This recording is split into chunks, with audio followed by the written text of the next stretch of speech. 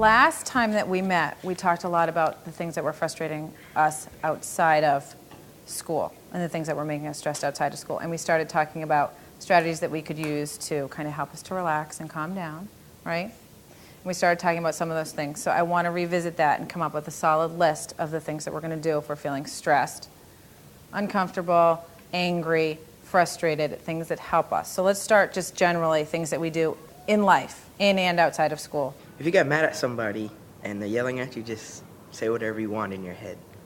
Oh, okay. Got it.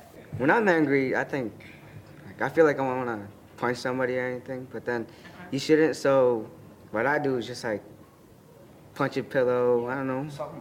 Okay, so punch something safe. What else? Just relax. Just let it flow over you. Just zone it out. Okay, but how do we do that? I think I've mentioned this to you guys before. You laughed at me when I mentioned let's count to 10 quietly. And you guys said, what are you, crazy? So give me something that you can do. The issues that my friends and I talk about in our groups that we have with our guidance counselor all come from our school experiences every day. I can talk about things without having to be buttoned up and formal, and talking in the group is much easier because I'm with my friends. They share the same experiences with me. I don't have to be talking to adults all the time. Okay, but if you were angry, let's say you were the one that was angry, then what? I don't ever take it out like a little kid, not anymore, like yelling and screaming at them. How did you make that change? Just growing up? I've developed a lot of tools in my groups with Ms. Martinez that help me deal with issues, like techniques that she teaches us to remain calm or to not be angry. I use them a lot, almost on a daily basis. Let's talk about, you just said writing. Talk to me about that. Writing your feelings poems and songs. Thoughts. I write rap songs. Okay. And I draw pictures sometimes. That's an awesome one. Yeah. Thank you. Drawing. Okay, these are all super. Let me tell you my concern, okay? I love all these. Let's talk about when we're in school. What are some other things that we can do? When we're lucky, kids really do take the tools that we teach them in the group and they go use them out in their life.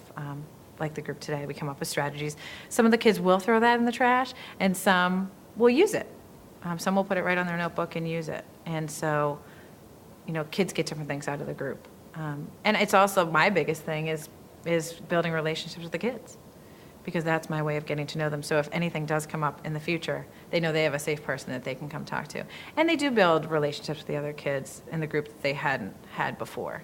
And it's also a way for me to help with teachers, because I can say to the teachers, well, this happened in group today, this is something that they're dealing with, just be ready that it might be coming to you, or this is what I've said to them, does that work for you? Is there anything you want me to take back to the group? So it's a matter of keeping kind of everyone on the same page.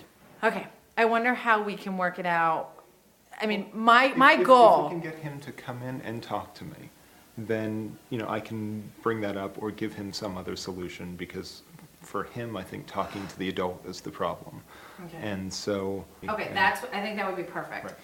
I think that, as long as the work's getting done. I think sometimes, again, I think teachers blame themselves sometimes when kids aren't responding or acting the way that they would hope. And I think that we need to, again, look at each kid as an individual and figure out how we can approach that kid. So I would suggest that teachers use all the resources in the building to try to figure out who knows what.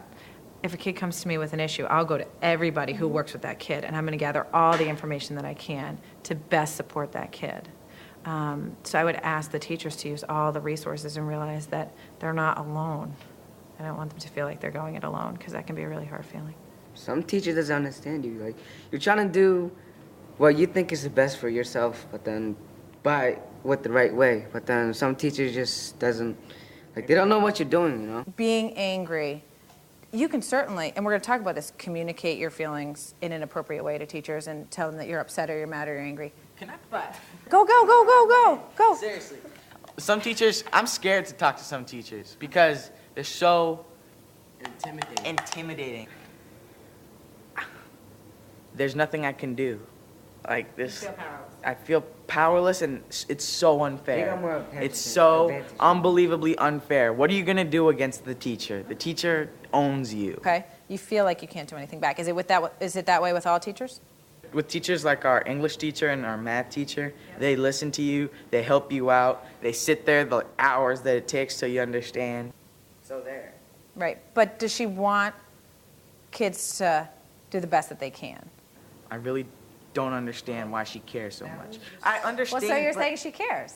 Well, she cares, but in the worst way. Okay. So it's the way that she approaches the students that you feel is, it's not where she's coming from, it's how she, Presents herself. Good things to remember when you're teaching 7th grade boys is this sounds very, 7th and 8th grade middle school boys, it sounds very corny, but you need to listen. I mean, how many times have you guys been told that? But really, you need to listen to what these kids are going through, because sometimes they might come off as being angry or resentful, but it might be something else that's going on. Try to hear them out. They might want to talk to you about something, and if they feel uncomfortable coming to you, then it'll be really hard to get any connection with the kid.